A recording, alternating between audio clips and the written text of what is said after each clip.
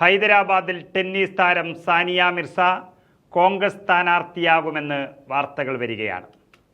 നമുക്കറിയാം, BJPയുടെ ചാരൻ, അമിത്ഷായുടെ രഹസ്യത്തോഴൻ, മുസ്ലിം സമൂഹത്തിൻ്റെ അന്തകൻ, ഇന്ത്യൻ രാഷ്ട്രീയത്തിൽ ഇതിനെല്ലാം കൂടി ഒരുത്തരമേ ഉള്ളൂ.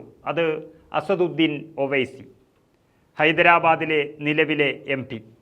പ്രത്യക്ഷത്തിൽ BJPയെ വെല്ലുവിളിക്കുന്നതായി തോന്നും. പക്ഷേ രാജ്യത്തെ മതേതര പ്രസ്ഥാനങ്ങളുടെ വിജയത്തിന് കടക്കൽ തന്നെ കത്തിവെക്കുന്ന രാഷ്ട്രീയ അപകടകാരിയാണ് അസദുദ്ദീൻ ഒവൈസി.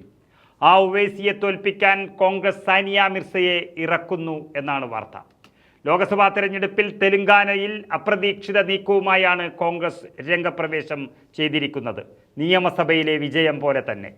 പതിറ്റാണ്ടുകളായി ഉവൈസി കുടുംബം കൈവശം വച്ചിരിക്കുന്ന ഹൈദരാബാദ് മണ്ഡലത്തിൽ അവരുടെ മജ്ലിസ് പാർട്ടി അധ്യക്ഷൻ അസദുദ്ദീൻ ഉവൈസിക്കെതിരെ ടെന്നീസ് താരം സാനിയ മിർസയെ മത്സരിപ്പിക്കാൻ കോൺഗ്രസ് നേതൃത്വം തീരുമാനം കൈക്കൊണ്ടു എന്ന റിപ്പോർട്ടുകളാണ് പുറത്തുവരുന്നത്.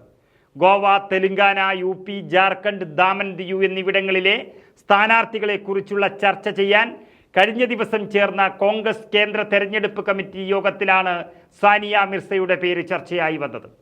രാജ്യം കണ്ട ഏറ്റവും മികച്ച ടെന്നീസ് താരമായ സാനിയ മിർസയുടെ ജനപ്രീതിയും സെലിബ്രിറ്റി സ്റ്റാറ്റസും ഹൈദരാബാദ് നഗരത്തിൽ നഷ്ടപ്പെട്ട പ്രതാപം തിരിച്ചുപിടിക്കാൻ സഹായകമാകും എന്നാണ് പാർട്ടി വിലയിരുത്തിയത്. 1980-ൽ KS നാരായണാണ് ഹൈദരാബാദിൽ വിജയിച്ച അവസാന കോൺഗ്രസ് നേതാവ്. മുൻ ഇന്ത്യൻ ക്രിക്കറ്റ് ക്യാപ്റ്റനും കോൺഗ്രസ് നേതാവുമായ മുഹമ്മദ് അസറുദ്ദീനാണ് സ്ഥാനാർത്ഥിയായി സാനിയ മിർസയുടെ പേര് നിർദ്ദേശിച്ചതെന്നാണ് വിവരം. അസറുദ്ദീൻ്റെ മകൻ മുഹമ്മദ് അസദുദ്ദീൻ സാനിയ മിർസയുടെ സഹോദരി അനം മിർസയെ 2019-ൽ വിവാഹം കഴിച്ചതാണ്. അടുത്തിടെ നടന്ന തെലങ്കാന നിയമസഭാ തിരഞ്ഞെടുപ്പിൽ ജൂബിലി ഹിൽസ് മണ്ഡലത്തിൽ നിന്നും അസറുദ്ദീൻ മത്സരിച്ചുവെങ്കിലും BRSൻ്റെ മാഗന്തി ഗോപിനാഥിനോട് തോൽക്കുകയായിരുന്നു. പതിറ്റാണ്ടുകളായി AIMIMൻ്റെ ശക്തി കേന്ദ്രമാണ് ഹൈദരാബാദ്.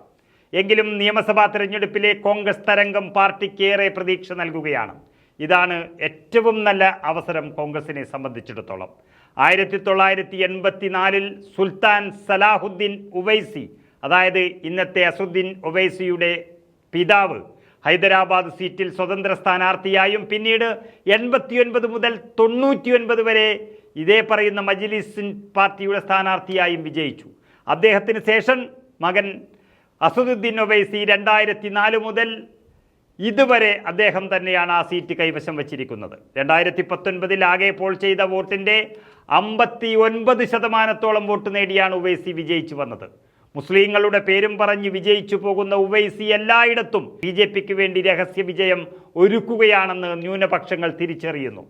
രാജ്യത്ത് പലയിടത്തും ഉവൈസിയുടെ പാർട്ടി മത്സരിക്കുകയാണ്. പക്ഷേ BJPക്ക് ഇഷ്ടമുള്ളിടത്ത് മാത്രം ഉവൈസി സ്ഥാനാർത്ഥികളെ നിർത്താറുള്ളൂ. ബീഹാറിൽ BJP സഖ്യത്തിന് കിട്ടിയ ഭരണം ഉവൈസിയുടെ സംഭാവനയാണ്. ഏകദേശം 19ഓളം സീറ്റുകളിലാണ് കോൺഗ്രസിൻ്റെ വോട്ടുകൾ അവർ ഭിന്നിപ്പിച്ചവിടെ BJPയെ ജയിപ്പിച്ചു വിട്ടത്. അങ്ങനെ BJPയുടെ ആ രഹസ്യ കാമുകനെ പൂട്ടാൻ തന്നെ തീരുമാനിച്ച കോൺഗ്രസിന് കിട്ടാവുന്നതിൽ വെച്ച് ഏറ്റവും മികച്ച സ്ഥാനാർത്ഥിയാണ് സാനിയ മിർസ. മുൻ ഡബിൾസ് ലോക 1-ാം നമ്പർ താരം മിർസ 6 പ്രധാന കിരീടങ്ങളാണ് നേടിയത്. 3 വനിതാ ഡബിൾസ്, 3 മിക്സഡ് ഡബിൾസ്. അതുപോലെ 2003 മുതൽ 2013-ൽ സിംഗിൾസിൽ നിന്ന് വിരമിക്കുന്നതുവരെ വനിതാ ടെന്നീസ് അസോസിയേഷൻ സിംഗിൾസിൽ 1-ാം നമ്പർ താരമായി തന്നെ നിലനിന്ന ഇന്ത്യക്കാരിയാണ് അവർ. തൻ്റെ കരിയറിൽ ഉടനീളം ഇന്ത്യയിൽ ഏറ്റവും അറിയപ്പെടുന്ന, ഏറ്റവും കൂടുതൽ പ്രതിഫലം വാങ്ങുന്ന, സ്വാധീനമുള്ള കായിക താരമായി മാറിയ സാനിയ മിർസ ഇന്ത്യൻ കായിക പ്രേമികളുടെ മുത്ത് തന്നെയാണ്. ഇത്രയും മികച്ചൊരു സ്ഥാനാർത്ഥി കോൺഗ്രസിന് വേറെ ലഭിക്കാനില്ല.